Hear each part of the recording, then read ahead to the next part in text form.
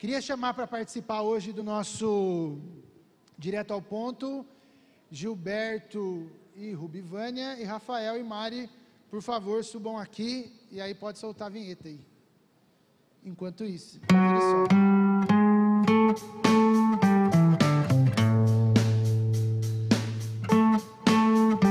Olha, combinaram de cada lado aqui. Uma salva de palmas aí, gente, posicionados.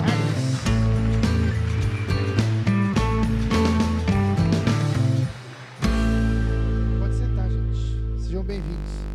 Peraí, cadê os microfones que estavam aqui, gente? Ah, Padre Fábio aí, desculpa.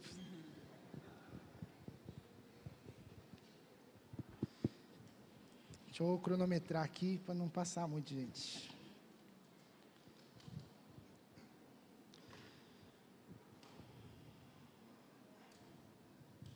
Vamos lá, começando aqui, Gilberto, Rubi, se apresentem aí para o pessoal da igreja, de onde vocês são, onde vocês estão, onde vocês trabalham aí, por favor. Boa noite, igreja, graça e paz. Meu nome é Gilberto Vieira, sou esposo da Rubivânia, aqui que está do meu lado, e nós moramos num lugar chamado São João Bosco, que é uma zona rural, já no interior da Paraíba, na divisa dos estados do Ceará e do Rio Grande do Norte. Quanto tempo vocês estão nessa cidade? São João Bosco é um povoado, na verdade, né, de zona rural, tem cerca de 1.000 habitantes. E nós estamos lá há 10 meses. 10 meses, Isso. Legal, joia. Quem não sabe, eu sou parente aqui, tá, gente? Do lado esquerdo, é o irmão da Juliana. E a parte boa é a cunhada aqui, tá? Que não é palmeirense, aleluia. Se apresente, por favor. Depois dessa, né? Cunhado a gente não escolhe. Bom, boa noite, igreja. Creio que vocês já conhecem a gente, mas nós somos Rafael e Mariana, somos casados há 2 anos e atualmente a gente está sem casa. Não, brincadeira, a gente está no Brasil faz 7 meses, né? Desde março que a gente voltou para cá, para tentar resolver um problema de visto, porque nós moramos na Irlanda e temos um trabalho missionário numa cidade chamada Roscommon, que é bem no centro daquele país, e nós, como família, estávamos lá 1 ano e 2 meses, mas eu já estava lá 2 anos antes desse período como solteiro. Joia. Fala para a gente aqui, o que vocês fazem, qual que é o trabalho específico de vocês? Compartilha aí com o pessoal o que vocês têm feito lá na Irlanda. Tá. Eu e o Rafa, nós servimos em ministérios diferentes, lá na UEM.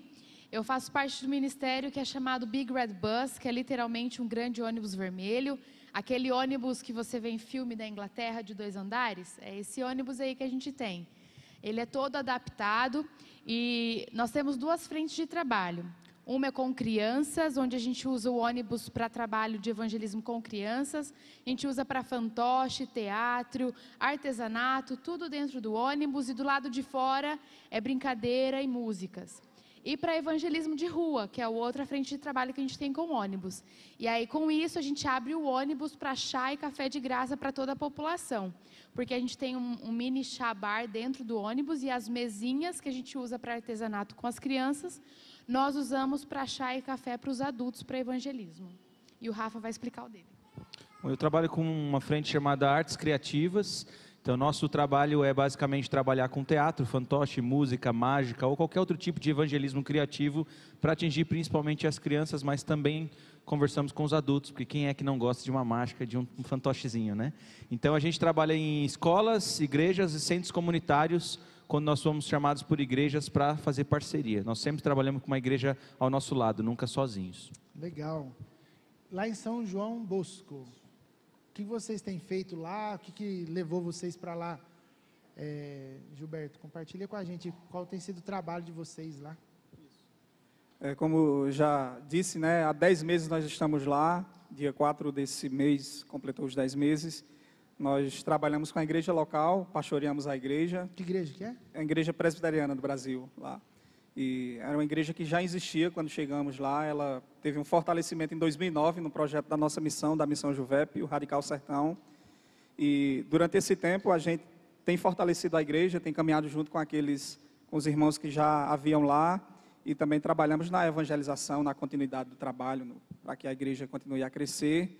não trabalhamos apenas em São João Bosco, mas em alguns povoados perto, porque São João Bosco tem, como eu disse, cerca de 1.000 habitantes. Existem outros povoados vizinhos, bem menores, e tem algumas famílias que a gente tem dado acompanhamento, que a gente tem visitado também durante esse tempo. E também trabalhamos com mulheres. Rubi pode explicar isso melhor, né? Essa parte aí, com crianças também. Ele já disse quase tudo. Na verdade, a gente desenvolve alguns trabalhos, né, bem relevantes. O trabalho com mulheres é um trabalho que tem funcionado muito bem e eu tenho me identificado muito. E, recentemente, a gente começou o trabalho com crianças, né, que é a EBF. Tem sido um desafio, né, para a gente, mas é uma alegria constante. E temos realizado também encontros com os homens, discipulados, uma boa turma de discipulados e muitas pessoas que têm desejado estudar a palavra de Deus. Legal. Gilberto, quanto tempo vocês estão no ministério, assim, de forma integral? Bem, nós temos 4 anos de casados, pouco tempo. Eu tenho esse tempo que estou no ministério. Logo quando casei, fomos para o ministério. O Rubi tem bem mais tempo do que eu, na verdade. Compartilha, a gente perguntou isso ontem também, essa questão da vocação. Como que foi isso na vida de vocês? O que vocês faziam? Como que aconteceu, caiu a ficha, esse chamamento de Deus para algo bem específico, assim? Como que funcionou? Como que foi na vida de vocês isso? Bem, eu me converti cedo, ainda com 13 para 14 anos de idade. E é interessante que logo quando eu me converti, com poucos dias, nós íamos sempre para a casa de uma irmã orar, ler a palavra. Eu estava começando, né, sendo discipulado, e independente se alguém aqui crê ou não, mas aquela irmã, teve um dia que ela disse que teve uma visão, uma revelação, uma coisa desse tipo, em que ela me via como se fosse atuando assim, né? É interessante que ela disse que sentia que era como se eu tivesse ou à frente de uma igreja, sei lá, pregando uma coisa desse tipo. E eu sempre tive isso no meu coração depois disso. E passou muito tempo, isso era quando eu tinha, como eu disse, 13 a 14 anos. Durante o período do Radical Sertão, onde nós moramos, nesse mesmo lugar em São João Bosco, que minha mãe mora lá, boa parte da minha família mora lá, ao conhecer a Missão Juvep, e o projeto missionário, ver o engajamento da missão, com missões em si, né, aquilo ardeu no meu coração, sabe? E eu senti que realmente aquilo que a irmã disse que tinha visto, se cumpriria ali, a partir de ali, né? E foi no tempo que eu conheci Rubi também nesse projeto, e desde então Deus ele me encaminhou para isso. Não foi nada demais assim, né? Nenhum anjo desceu, não teve trovão, não teve nada disso. Foi simples a minha vida. Bacana. Compartilhe também, Rubi, vendo com a gente. Bom, eu me converti aos 20 anos, né, no auge da juventude, não faz muito tempo. E foi uma experiência fantástica, porque na minha ignorância eu pedi ao Senhor que mudasse a minha vida, e eu sempre digo que o Senhor gostou desse pedido, né? E Ele começou a mudar. E logo cedo eu tive muitas oportunidades de estar com pessoas muito envolvidas em missões. Trabalhei no seminário da Juvep, em Itaporanga, que é uma cidade próxima à minha. E lá eu pude experimentar muitos missionários que chegavam, que passavam, suas experiências.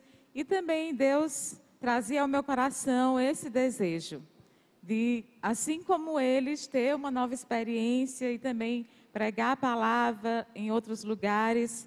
E o Senhor foi trabalhando e confirmando isso no meu coração, até surgir o projeto Radical Sertão, que foi onde o Senhor tocou de forma mais ardente, né? Iraneide, ela fez parte da mesma equipe que eu, e eu sabia que quando o Senhor me chamasse, né, para sair de casa, seria para sempre.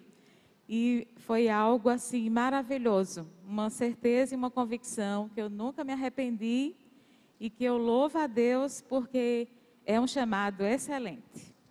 Vocês se conheceram no projeto, então? Sim, eu só fui buscar a minha bênção, né? Então, fazer missões, na verdade, quando eu saí de casa, bate aquele sentimento, né? Com 20 anos ainda não casei, e agora? Mas a convicção do chamado, a convicção do chamado Gente, não Isso se falou, enforque aí os mas solteiros, é verdade. Tá, gente? Não, ainda, gente. 20 anos. Na tá? nossa região, com 20 anos, você já é muito velho. Para casar, impressionado pela família, muito mais. Mas a convicção, irmãos, sim, sempre é mais alto. E eu louvo a Deus, porque foi no campo missionário que o Senhor me deu essa bênção. Então, fazer missões é um privilégio, o Senhor nos abençoa de todas as formas. Quem tem ouvidos para ouvir, ouça aí, viu, gente? Aqui.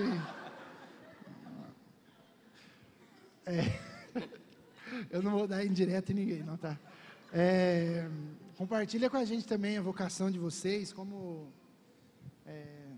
foi isso aí, individualmente. Um resumão. Mais ou menos quando eu tinha 14 anos, eu entendi que Deus tinha alguma coisa para minha vida em missões. Só que eu era adolescente, né? Eu quis sair correndo, o pastor falou assim, Mari, você é adolescente, calma aí, vai terminar seus estudos. E aí eu fui, terminei, fiz minha faculdade, me formei em biomedicina, fui trabalhar, trabalhei em 3 anos com a minha profissão e me mudei para São Paulo. Eu sou do interior do Paraná.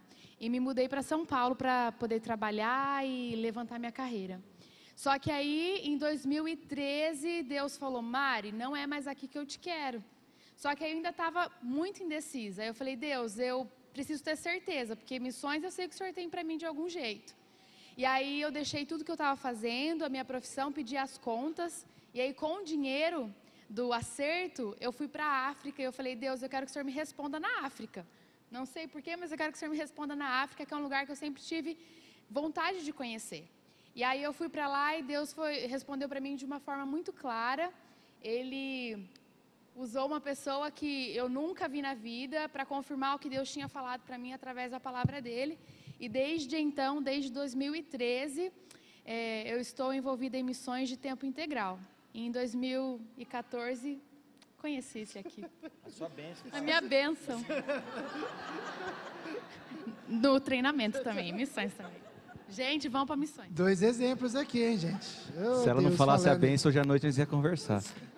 Não, a gente trabalha com a OM, Operação Mobilização, também conhecida como Operação Matrimônio. Então, se você quiser, faz parte.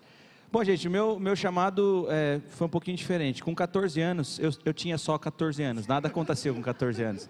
Na verdade, eu sempre vivi dentro da igreja, cresci com os meus pais fazendo missões, minha irmã casando com um pastor, né? Triste. Mas assim, na verdade Deus falou comigo no silêncio, meus irmãos. Eu acho que enquanto eu estava no Brasil e eu tinha igreja, amigos, faculdade, depois pós-graduação, trabalho e outras coisas, eu não deixava, meu ouvido ouvir a voz de Deus de verdade, no meu coração eu não ouvia. Foi quando eu saí do Brasil para estudar inglês, para alavancar a carreira, que minha ideia era continuar a carreira de publicitário, foi no silêncio, quando não tinha ninguém ao meu lado, não tinha família, não tinha amigos, não tinha igreja, que eu comecei a realmente ouvir a voz de Deus, que Ele já estava falando comigo há muito tempo e eu não tinha ouvido. Então comigo foi uma experiência pessoal no meu quarto, alguns dias lendo e sozinho, e aí aquela inquietude no coração de não saber a crise existencial, o que eu vou fazer da minha vida agora? Então se eu não vim aqui para estudar, o que eu vim fazer? E foi numa viagem de curto período, quando eu fui para a Irlanda, que era para ser uma viagem de 2 semanas, virou uma viagem de 3 meses, virou uma viagem de 6 meses, depois virou uma viagem de 2 anos, e agora a gente está voltando como família. Então Deus foi confirmando aos poucos, é muito natural assim, o chamado de Deus para a gente, quando Ele coloca no coração, é algo que acontece e você tem certeza absoluta. Pedi para a Mari e para a Rubivânia compartilhar aqui rapidinho, que pelo jeito vocês tiveram essa experiência antes do tempo integral, de um projeto específico, de um período, o quanto isso foi importante para essa convicção do chamado, o quanto isso serviu para confirmar alguns passos na vida de vocês. Como que foi aí com você, Rubi, esse processo aí de participar do projeto e como... Sem dúvida, o Radical Sertão assim foi um divisor de águas, porque você experimenta, né, de tudo, a dependência total de Deus, e hoje a gente compartilhou muito sobre isso. Muitos desafios você enfrenta, mas você começa a se perceber e também perceber como Deus ele é cuidadoso, como Ele é delicado e como Ele se importa em todas as coisas na sua vida, né? num simples sorvete que você deseja tomar. Ele se importa. E nisso você começa a entender como a fidelidade do Senhor é grande, que vale a pena você estar ali. Então, o processo de radical na minha vida, ele foi muito importante. Teve um período, né, que eu fiquei, o projeto é de 1 ano no campo, 6 meses de treinamento, mas ainda fiquei 8 meses depois que terminou. E isso me fortaleceu, me edificou e trouxe muito mais convicção para aquilo que eu já desejava. Isso me fortaleceu, me deu uma base, porque se não fosse o projeto radical, eu não teria tanta estrutura para hoje estar cuidando de uma igreja. Legal, bacana. Com você, Mari, Na realidade, o projeto de curto período faz toda a diferença. Ou é para dizer para você, não é isso de jeito nenhum, ou é para falar, vai porque é onde Deus quer que você esteja. Porque quando você vai para um curto período, você não tem um lugar específico para ficar, você vai fazer o que as pessoas estão te mandando fazer. E aí você tem que ir com o coração disposto a servir. Isso para mim fez toda a diferença, e quando eu cheguei no campo missionário, antes de ir para a África, eu tive uma outra experiência de projeto missionário aqui no Brasil mesmo, em Piracicaba. E Deus falou no meu coração muito forte, porque eu estava no lugar onde Deus queria que eu estivesse. E aí Ele me mostrou, não só através da palavra, mas dos projetos que a gente estava fazendo, dos evangelismos, que a necessidade era muito grande. E eu precisava fazer a minha parte para que essas pessoas fossem alcançadas. E faz toda a diferença, sim, você fazer um projeto de curto período. Legal. Gilberto, compartilha para a gente quais são os desafios atuais lá na onde vocês têm trabalhado, a igreja que você tem pastoreado, que você compartilharia para a gente como desafios? Bem, alguns desafios, né, a gente tem enfrentado durante todo esse tempo. Eu diria que o trabalho com os homens, especificamente, é um desafio na nossa região, no sertão, na Paraíba, onde a gente mora especificamente. Porque mulher sempre é mais aberta, né? Como o Rubi disse, que o trabalho de mulheres tem dado certo, e dá mesmo. A gente faz uma programação específica para mulheres, convida 50 mulheres, vai 80 na igreja. O lanche nem dá para todo mundo, às vezes, assim, né? Homem não, homem é já bem mais complicado. Nós fizemos uma comemoração para o Dia dos Pais, a gente convidou só os homens. Nosso objetivo foi convidar apenas os pais, não a família, nem esposa, nem filhos. E ainda foram 18 homens. Para a gente foi justamente uma conquista, né? Um avivamento. Mas tem sido um desafio o trabalho com homens. Eu até peço oração da igreja por isso, para que Deus amoleça o coração desses homens que são duros de fato. O trabalho com as crianças também, que o Rubi tem feito, tem sido um desafio. Há muita perseguição da própria igreja católica, porque as crianças são envolvidas lá na igreja ainda, né? Estão se achegando agora nos estudos bíblicos, então os pais, a liderança da igreja persegue. Além disso também, o seminário que eu faço seminário teológico da nossa missão, da Juvep, é distante de onde a gente mora. Vindo agora para São João Bosco, fica uma distância de 70 quilômetros, e semana sim, semana não. Na semana que eu estou no seminário, Rubi fica só na igreja, então é um desafio para ela também, fica pesado para ela, cansativo para mim, ter que ir e voltar todos os dias. Então eu peço oração por isso também, é um desafio até eu me formar. Estou tentando ver se eu me formo agora no fim do ano, espero conseguir. Deixa-me ver, mais algum desafio?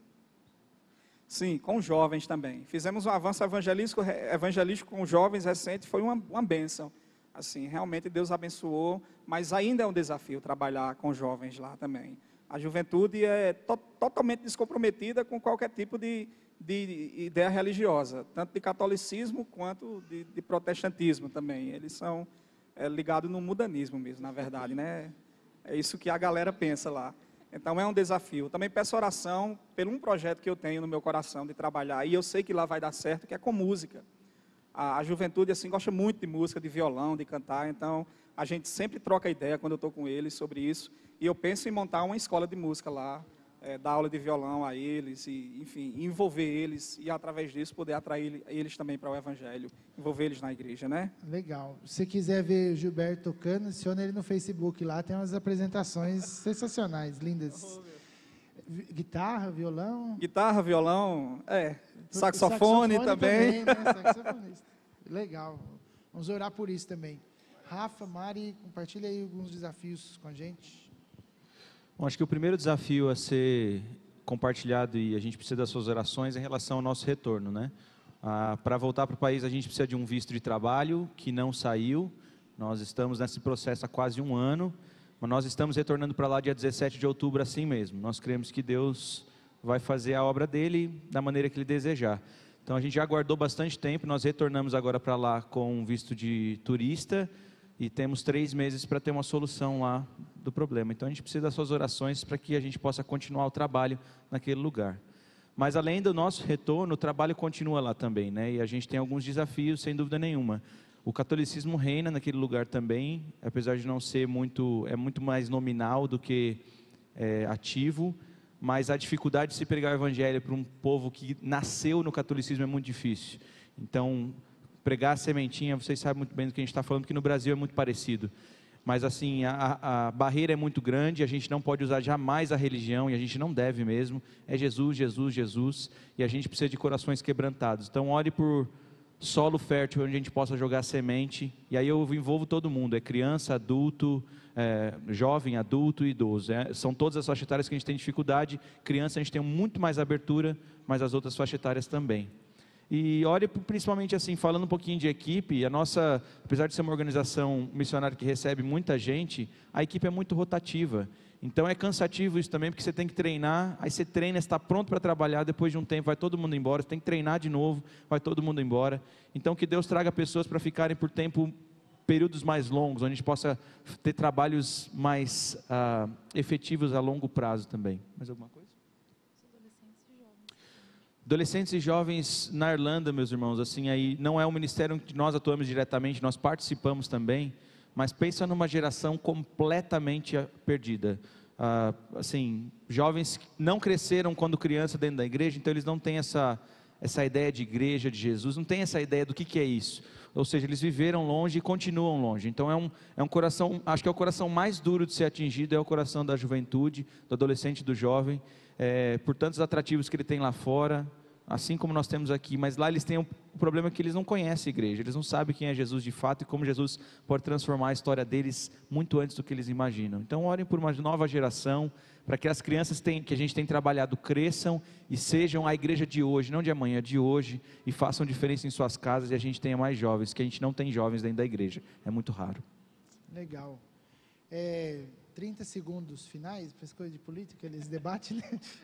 Mas uma palavra para a igreja, gratidão, além desses pedidos, pode começar você amado, não sei, um casal. Meus irmãos, a gente agradece de coração o apoio que a CCJ tem dado a nós, as orações que os irmãos têm dispensado a nós, todo o carinho, desde que a gente voltou do Brasil para cá, sentamos com o pastor Mário, houve um entendimento da igreja do processo de transição que nós estávamos passando, mas antes disso, nós vemos o amor com que a igreja trabalha com missões, nós vemos o carinho com que vocês cuidam dos missionários. Meus irmãos, vocês não têm ideia do que é isso aqui que acontece para nós, como é importante ter uma igreja que olha para a gente, que abençoa, que nos convida, que cuida de nós, não porque nós somos especiais, meus irmãos, nós somos como vocês também, mas a gente está longe e a gente sente falta de um carinho de igreja, de um abraço, de uma conferência como essa. Então obrigado pelo que vocês têm feito, e nossa oração é que vocês continuem firmes no propósito de abençoar os missionários, porque quem são abençoados são vocês, tenho certeza absoluta disso. Amém. Também nós agradecemos, né? O nosso coração se enche de alegria por poder ter essa igreja, ter vocês na nossa retaguarda, orando, contribuindo, nos apoiando. Quantos pastores não têm isso no campo? Alguns amigos nossos, inclusive, que a gente acompanha, não tem acompanhamento de ninguém, ficam sós. E nós somos privilegiados, sabe? Porque temos o apoio de tantas pessoas e vocês estão no meio delas. E para a gente também poder vir aqui anualmente é uma bênção, sabe? É um refrigério dos céus mesmo. E a gente louva a Deus por isso, pela vida de vocês e pela visão que vocês têm.